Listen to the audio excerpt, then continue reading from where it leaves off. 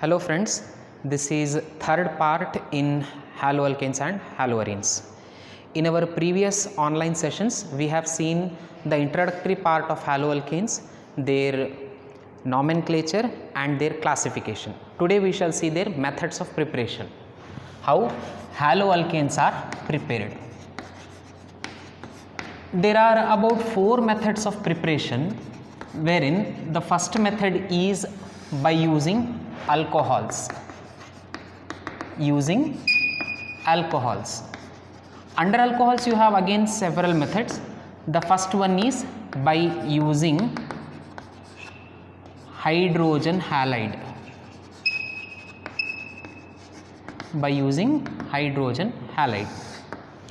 We know the general formula of haloalkanes is Rx. Now the general formula of alcohol will be ROH. So when an alcohol reacts with hydrogen halide, means HX, you are supposed to get Rx. Eliminating this water, you will get H2O. This appears very simpler, but the reaction is not as such. In this reaction, the alcohol remains same, but this HX can be taken as HCl, which should be concentrated in the presence of anhydrous ZnCl2, anhydrous zinc chloride. So when alcohols react with concentrated HCl in the presence of anhydrous zinc chloride, water gets eliminated, giving you alkyl chlorides or chloroalkanes. Now this reaction is called Grove's process. The method of preparing chloroalkanes using concentrated HCl and anhydrous zinc chloride and reacting with the alcohol is called Grove's process. This reaction is valid only for preparing chloroalkanes. Now what if you want to prepare bromoalkanes and iodoalkanes? Let us see. If you want to prepare bromoalkanes, if I need this product, what should be present here? Alcohol, as well as in place of HCl it should be HBr. But remember that HBr is unstable. It is unstable. For this reason, HBr cannot be used as such. Therefore, a mixture of sodium bromide and concentrated H2SO4 are used. These two will generate HBr.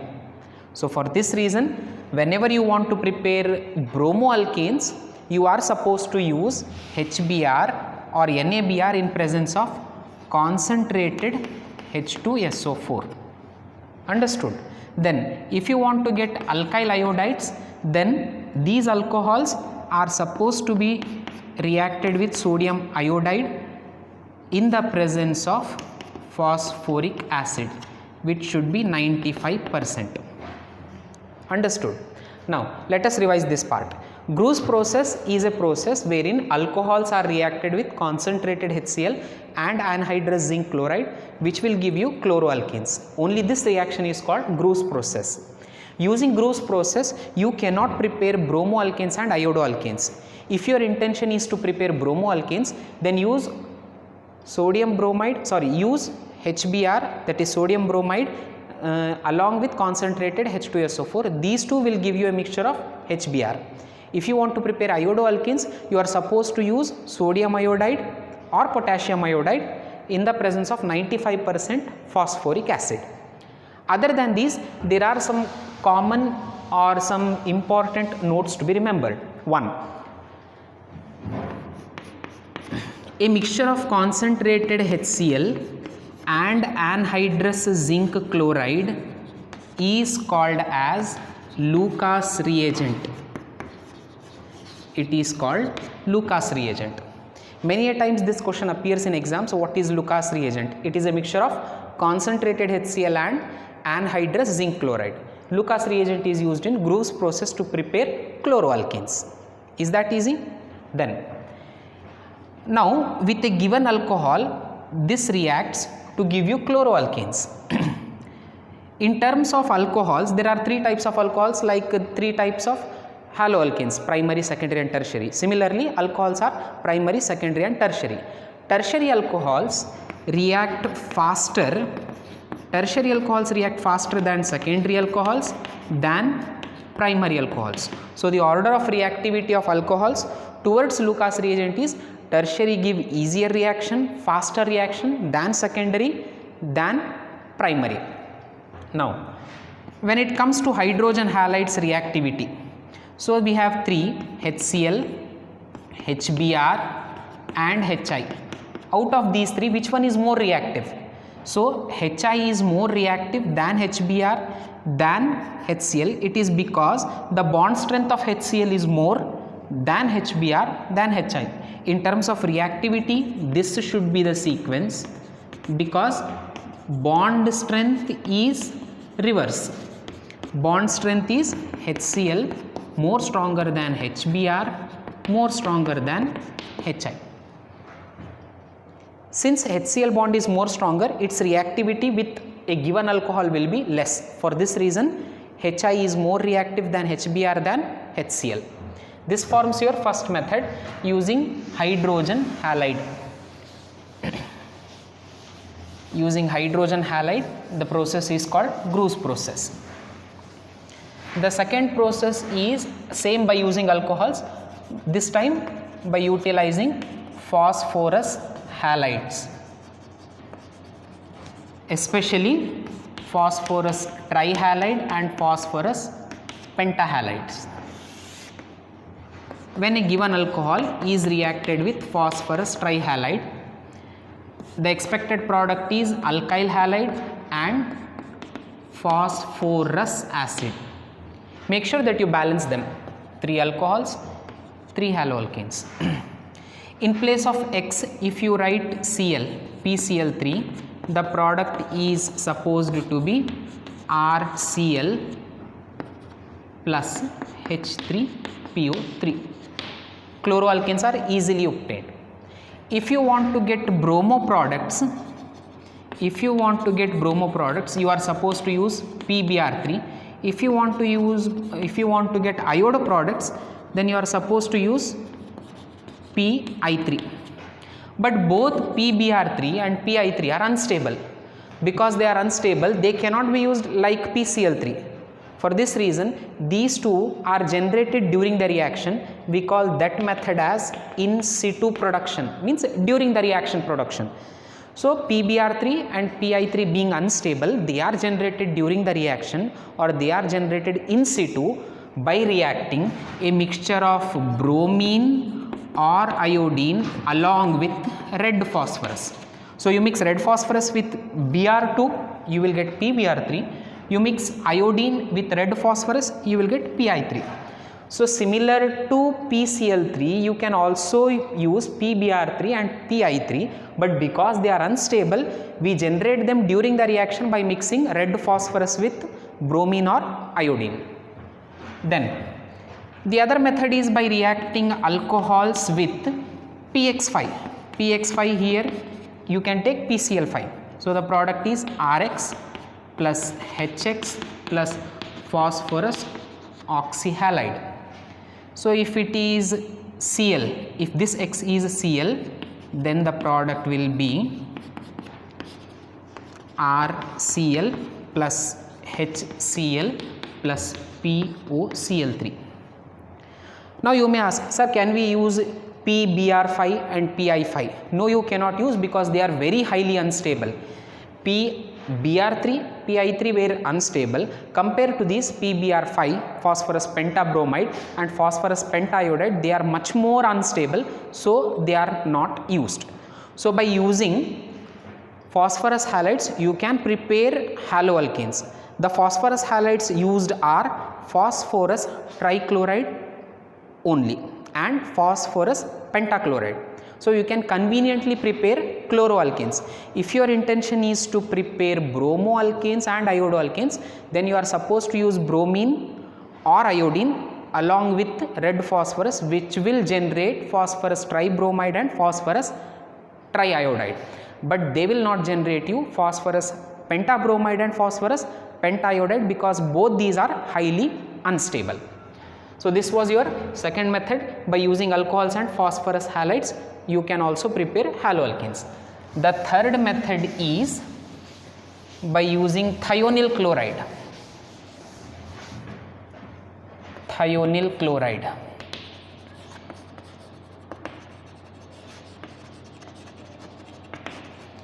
Thionyl chloride is SOCl2.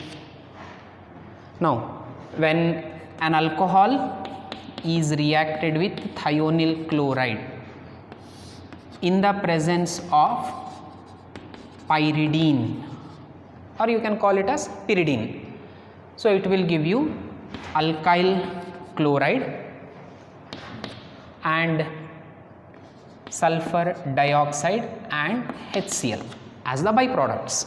The main product is alkyl chloride. This process of preparing alkyl chlorides using thionyl chloride and pyridine along with alcohols is called Darzin's process. It is called Darzin's process. An important questions in your theory exams. Alcohols react with the thionyl chloride in the presence of pyridine to give you alkyl chloride along with byproducts sulfur dioxide and hydrochloric acid.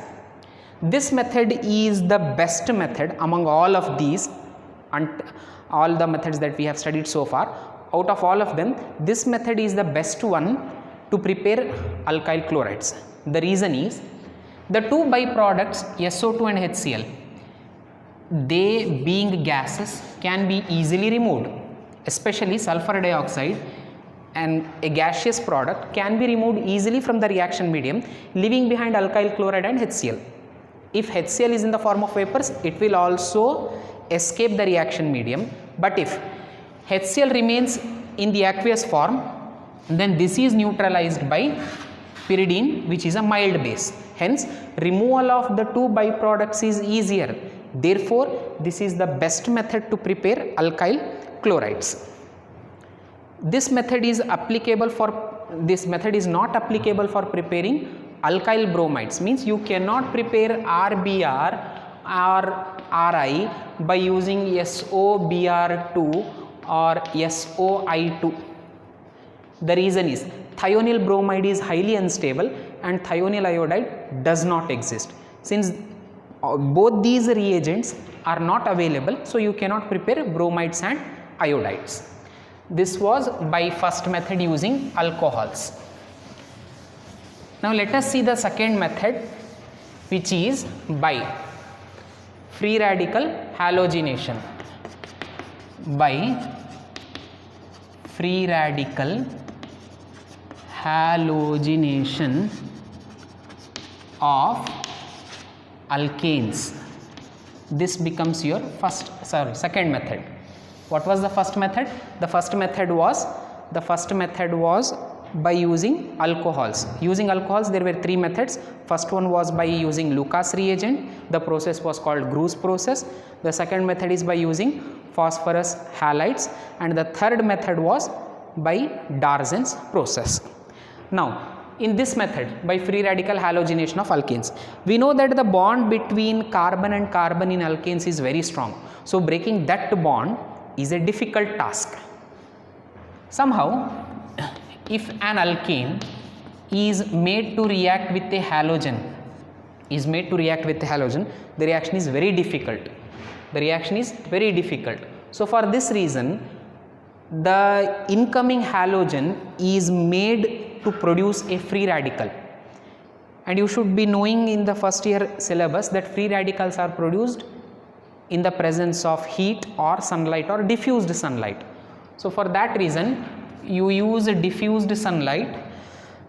So when alkanes react with halogens, especially chlorine, in the presence of diffused sunlight, then you are likely to get a substituted product, ethyl chloride plus HCl.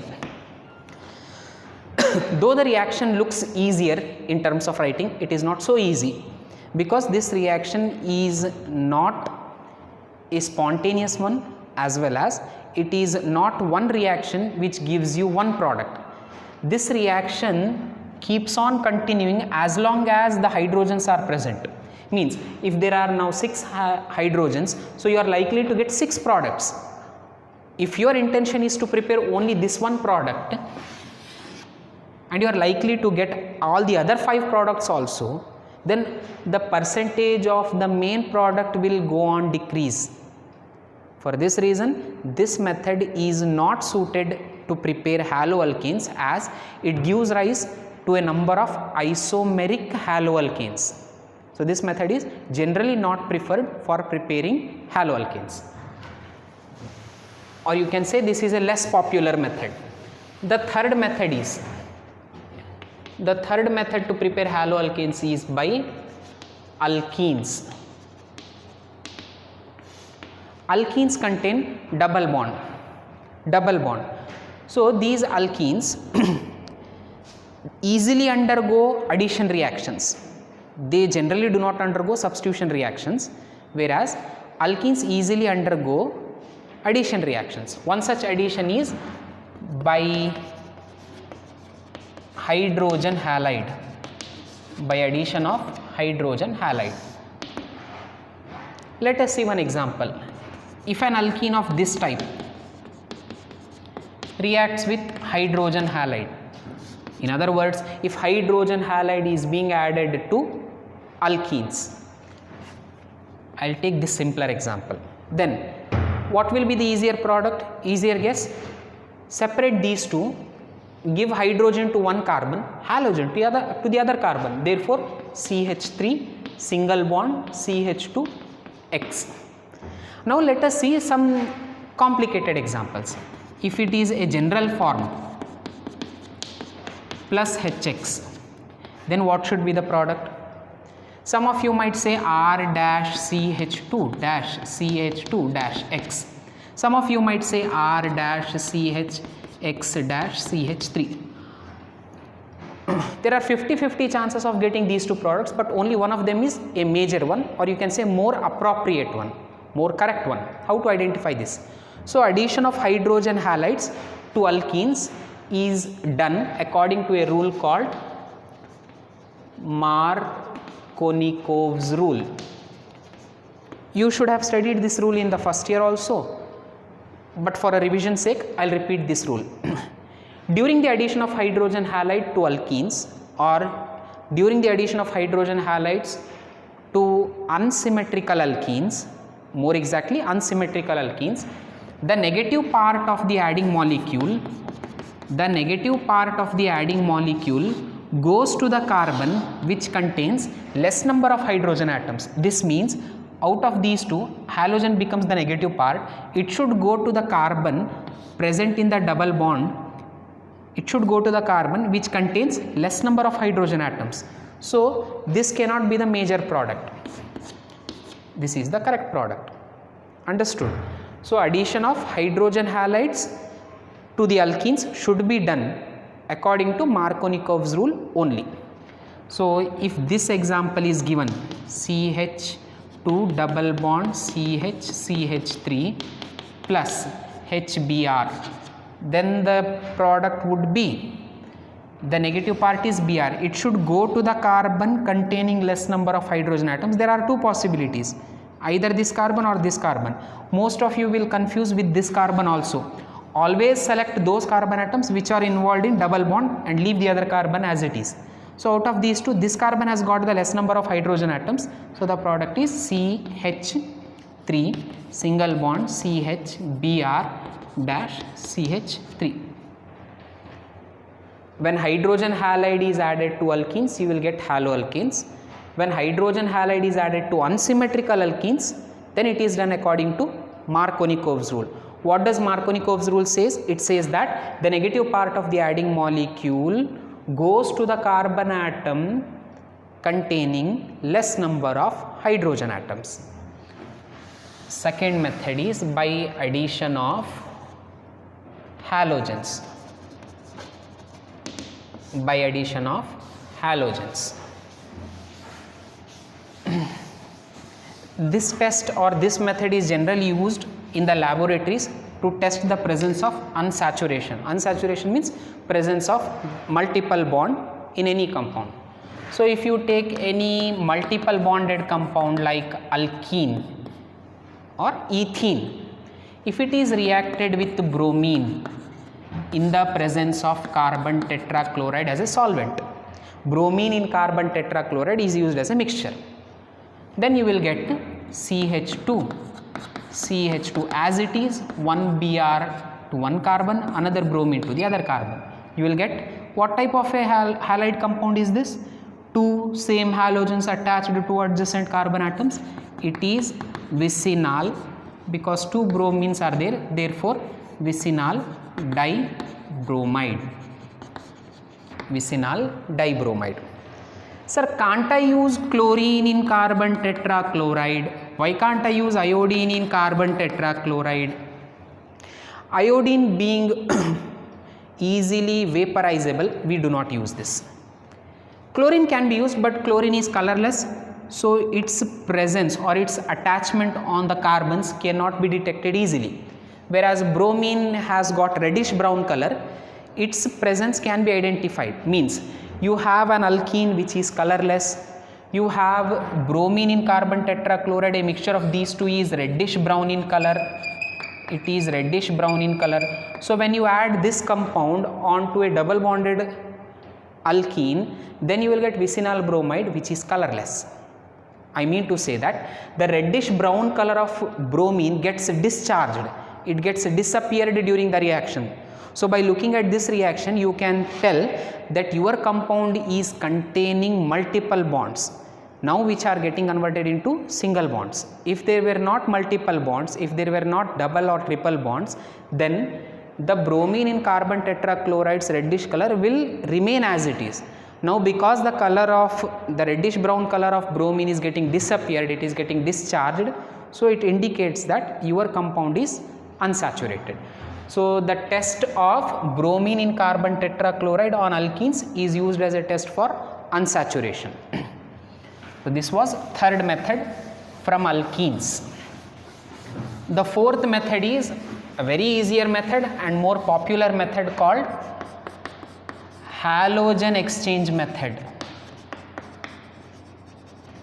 Means you should already have a haloalkane in hand in the lab. For that haloalkane, you only replace the halogen part with some others. The first one is a named reaction called Finkelstein reaction.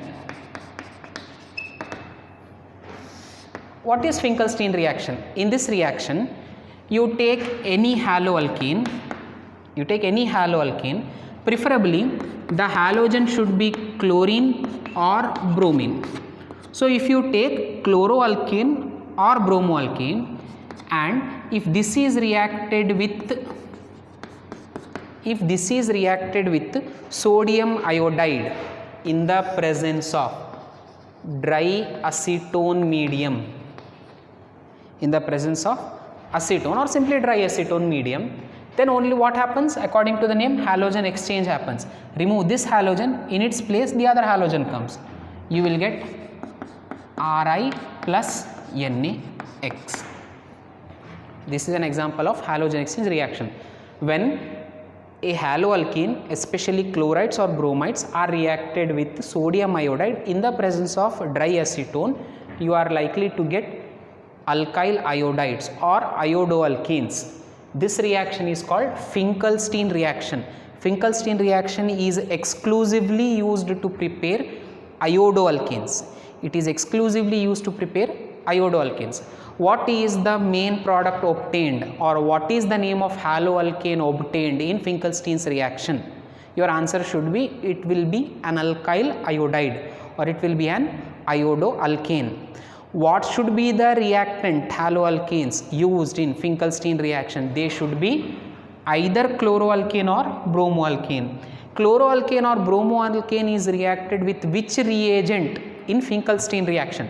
It is reacted with sodium iodide in the presence of dry acetone. What is the likely product to be obtained? It is iodoalkane.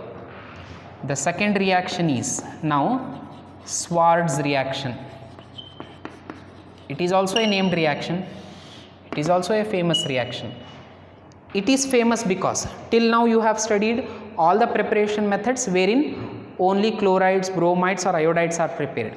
This Schwarz reaction is used to prepare fluoroalkanes or alkyl fluorides. How is it done? Again you take an alkyl halide where X should be preferably chlorine or bromine. When any alkyl halide is reacted with silver fluoride, if it is reacted with silver fluoride, again halogen exchange takes place to give you Rf plus AgX. You will get alkyl fluorides and silver halide. What is Schwarz reaction?